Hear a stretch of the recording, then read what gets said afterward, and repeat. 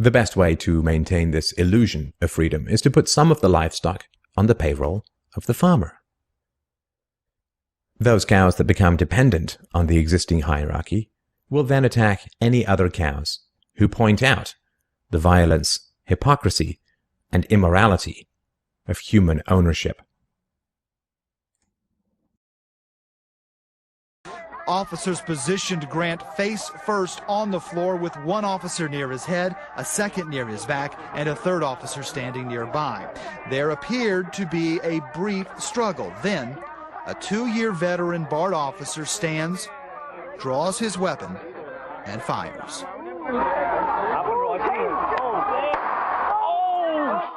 Freedom is slavery, and slavery is freedom.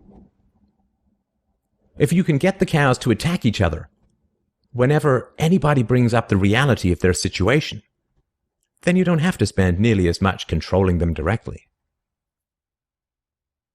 Those cows who become dependent upon the stolen largesse of the farmer will violently oppose any questioning of the virtue of human ownership, and the intellectual and artistic classes, always and forever dependent upon the farmers, will say to anyone who demands freedom from ownership, "You will harm your fellow cows."